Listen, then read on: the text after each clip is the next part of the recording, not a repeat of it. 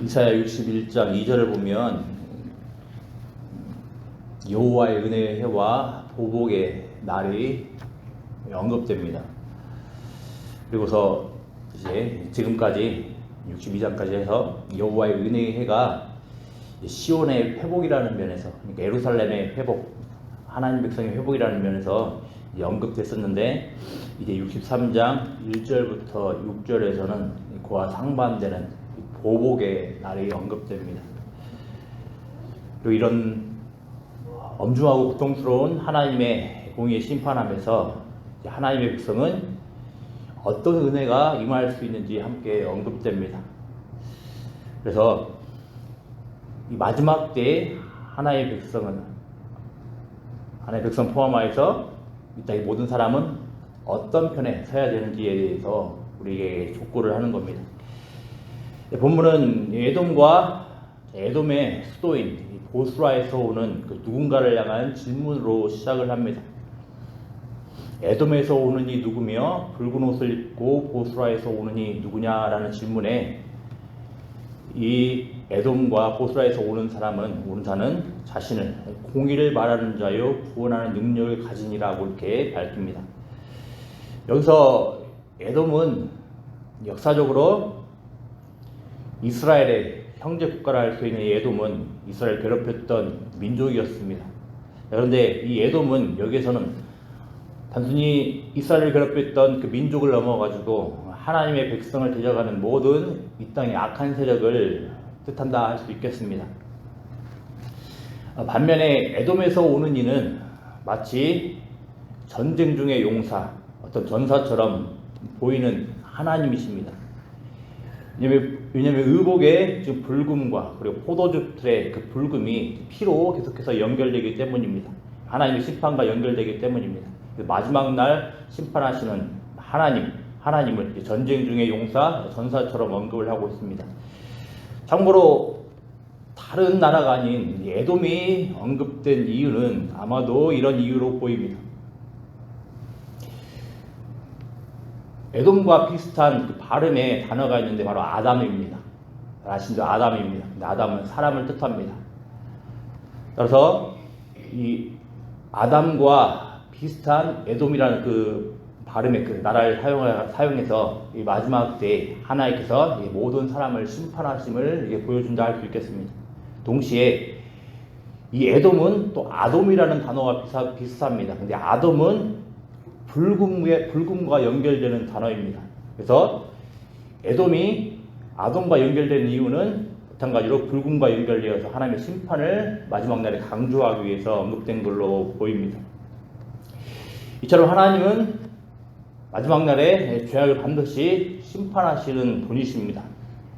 에돔으로 대표되는 이 세상의 모든 불의와 악을 향하여서 하나님은 직접 친히 홀로 포도주 틀을 밟으시는 모습으로 심판을 하십니다.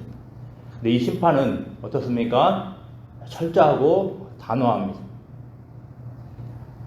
이런 두려운 상황 가운데서 하나님의 백성이 반드시 기억해야 될 사실이 있습니다.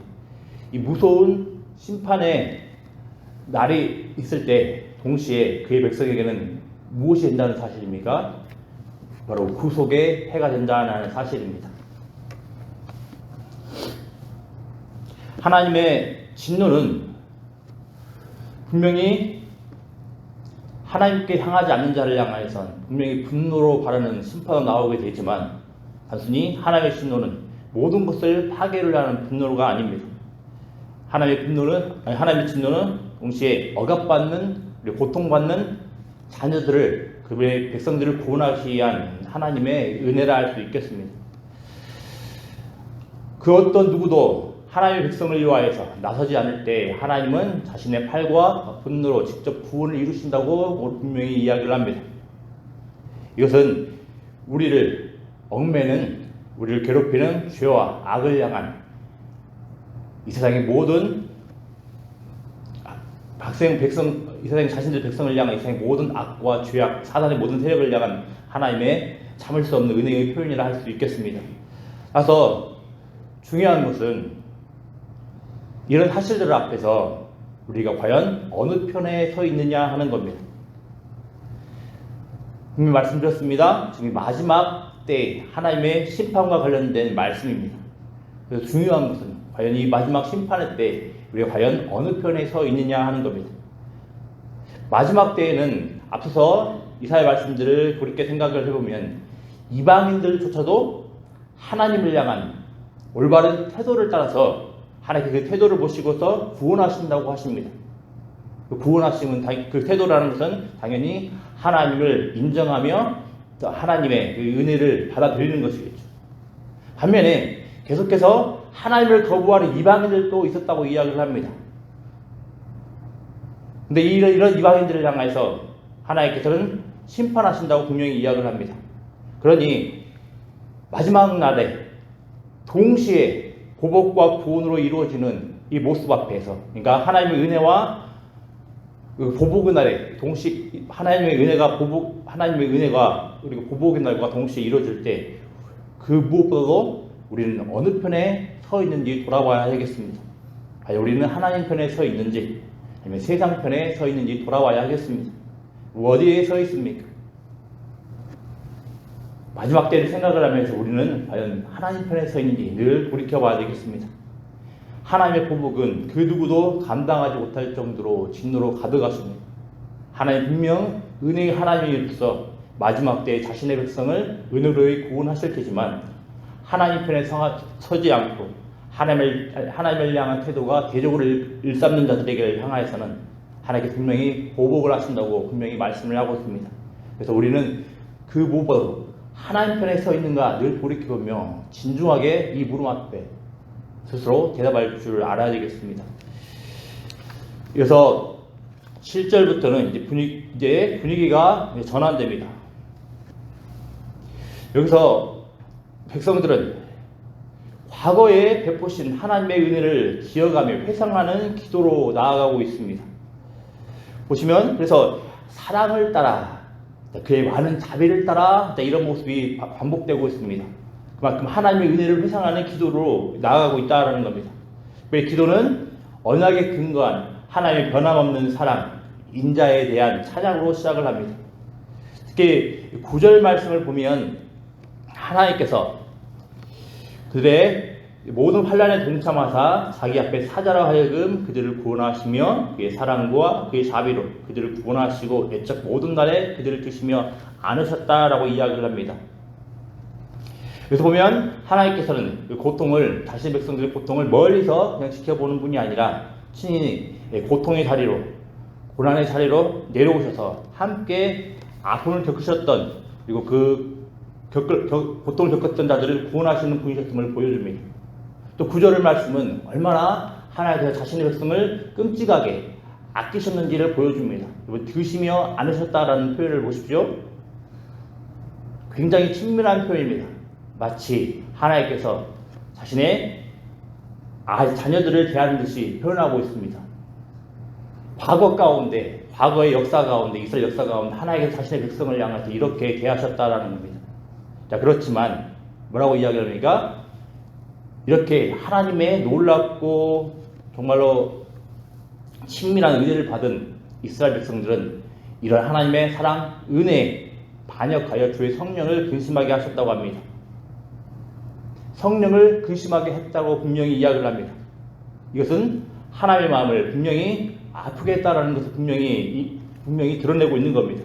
근데 그 결과 이 은혜의 하나님, 자신의 백성을 향한 은혜의 하나님께서 이제 대적이 되어 이스라엘 백성들을 치시는 그런 반대 상황이 벌어지고 있습니다. 이 반대 상황이 이상한 게 아닙니다. 하나님께서 대적이 되어서 자신의 백성을 치는 상황이 이상한 게 아닙니다. 하나님이 분명히 자신의 백성들과 언약을 맺으셨습니다. 그리고 언약을 따라서 하나님께서는 자신의 백성에게 저주를 베푸신다고 말씀을 하셨습니다. 이 언약을 따라서 하나님께서는 자신의 백성을 향하여서 백성에 대해 대적이 되어서 이렇게 대적을 하는 상황을 보여주신 겁니다. 그러자 백성들은 이런 고통 속에서 홍해를 가르시고 강력한 능력으로 구원하셨던 그 모세의 때를 기억을 하며 지금은 마치 없는 것처럼 느껴지는 하나님의 구원을 찾습니다. 세 번 어디 계시냐를 계속 갈망을 합니다. 세 번 어디 계시냐를 계속 반복을 합니다. 특히 홍해 바다를 가르는 그 구원 사건과 연관해서 세 번 어디 계시냐 계속해서 언급을 하고 있습니다. 14절에서는 홍해 바다를 가르는 구원 사건을 마치 양을 포함한 가축이 기쁘게 두려움 없이 평화롭게 골짜기로 들어서는 것처럼 묘사하면서 하나님의 구원 사건을 기억을 하게 합니다. 이것이 하나님의 은혜였음을 기억을 하게 합니다. 이 역시 동일하게 언약 가운데서 아까는 하나님께서 언약을 기억을 하시고서 자신의 백성을 향해 대적을 하신다고 하셨습니다. 동시에 이제 역시 이 하나님과 언약을 맺었던 그 백성들이 이 고통 가운데서 기도를 시작을 합니다. 그런데 이들은 무조건 문제를 해결해달라고 요구하는 모습으로 나아가고 있지 않습니다. 먼저 과거에 베푸신 하나님의 은혜를 기억을 하고 찬양을 하는 모습을 보이고 있습니다. 환난에 친히 동참하시고 홈에 안아 구원하셨던 그 은혜를 떠올리면서 나아가고 있습니다. 물론 이 하나님의 은혜, 그 사랑을 배신했던 자신의 죄악도 정직하게 고백하는 모습들이 언급되고 암시되고 64장에 이들의 죄악 때문에 하나님께 대적하셨음을 분명히 고백하는 모습들이 나옵니다. 이처럼 고통 가운데서 마치 하나님이 계시지 않는 것처럼 보여지는 이 고통 가운데서 우리가 기억해야 될 것은 기억입니다. 말이 반복되고 이게 동어 반복되는 것 같지만 기억입니다. 우리 삶 가운데에서, 우리 역사의 삶 가운데서 하나님께서 힘이 부족한 자들을 향하여서 신실하시게 은혜를 베푸셨던 것들을 기억을 할 때 우리는 이런 상황들을 현재의 고난과 고통을 이겨나가서 마치 이제 앞날에 하나님께서 우리의 기도를 들어주시고 소망을 열어줄 것을 기대할 수가 있는 겁니다. 기억이라는 것은 때로는 우리가 아파했던 것을 돌아보게 함으로써 정말로 마음을 힘들게 하는 것일 수 있으나 기억은 동시에 하나님의 은혜의 선물임을 기억을 해야 되겠습니다.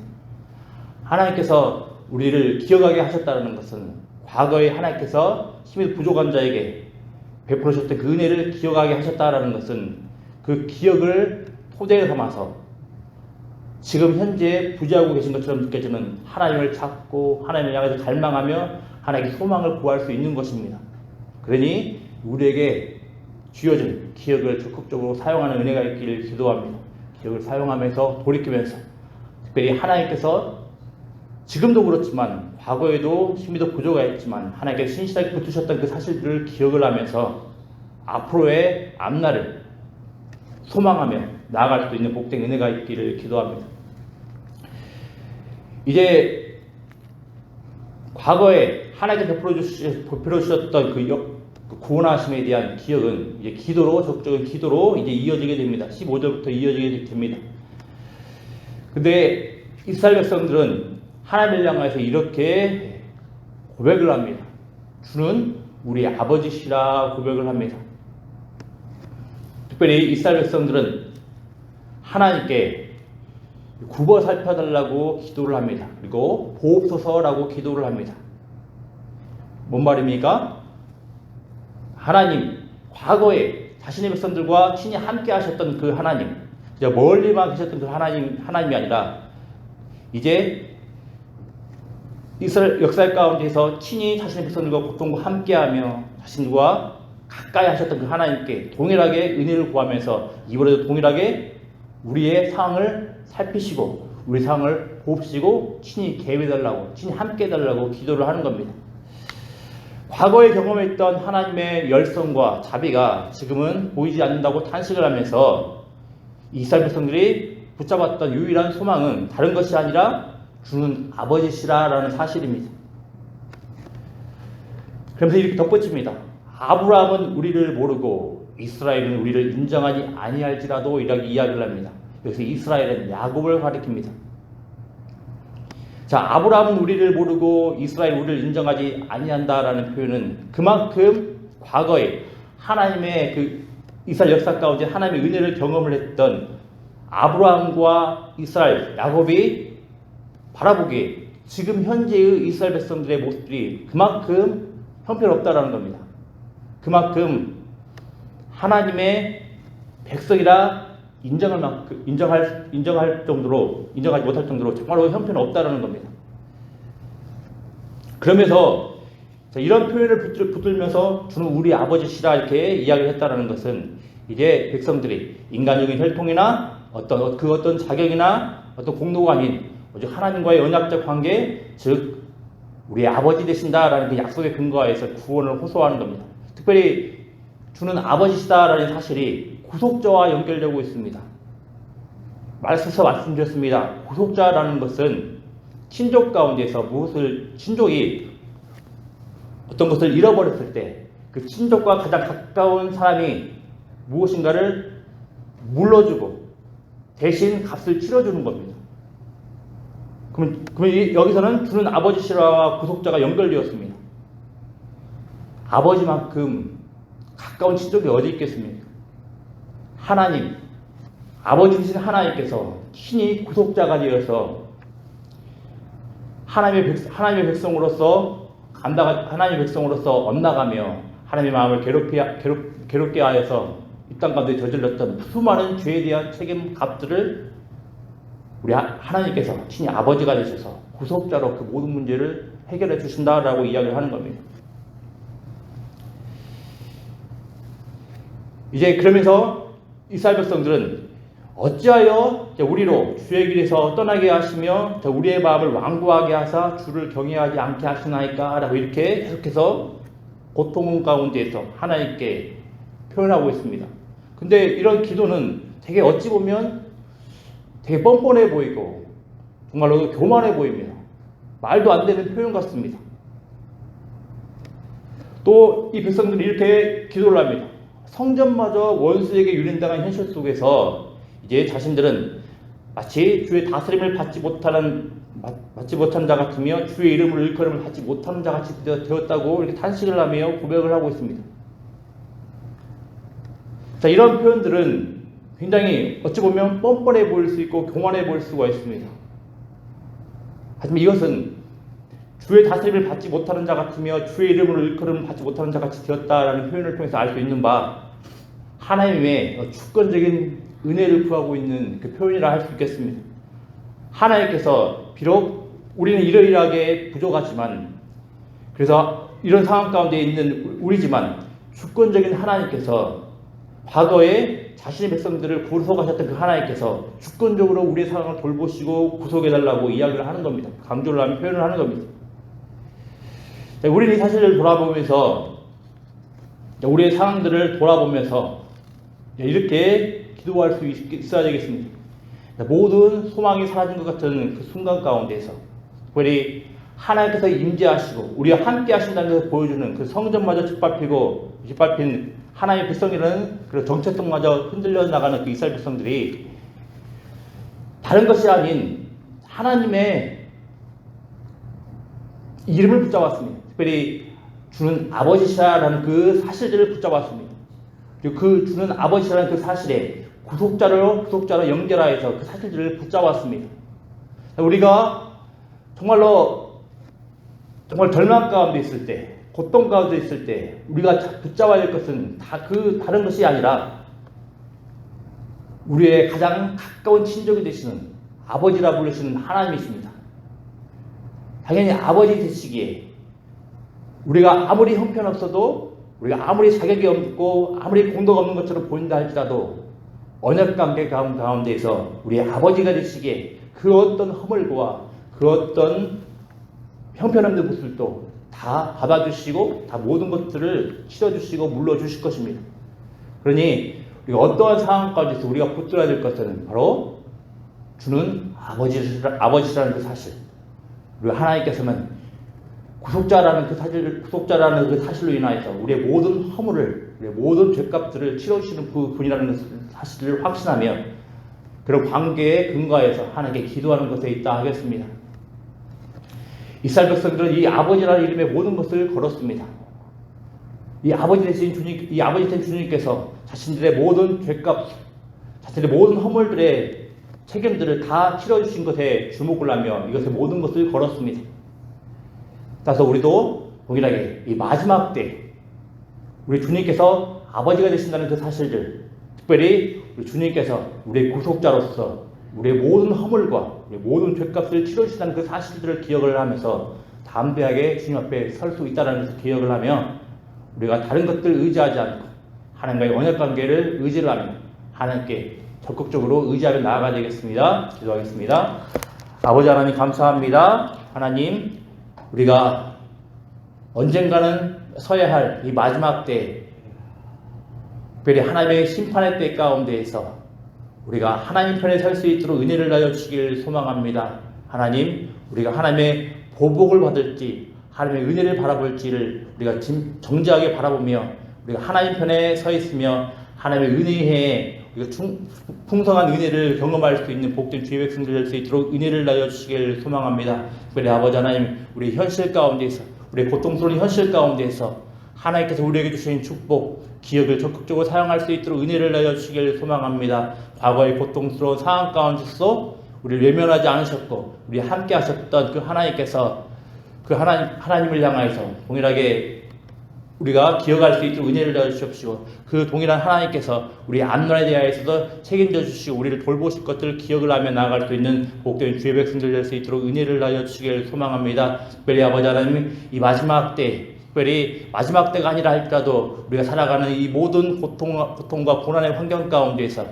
주는 우리의 아버지라는 사실을 기억을 하며, 특별히 주는 우리의 구속주라는 사실을 기억을 하면서 그 어떤 허물과 그 어떤 연약함에도 낙담하거나 좌절하지 않으며 하나님을 의지하며 나아갈 수 있는 복된 주의 백성들 될 수 있도록 은혜를 하여 주시옵소서. 감사드리며 예수님의 이름으로 기도드리옵나이다. 아멘.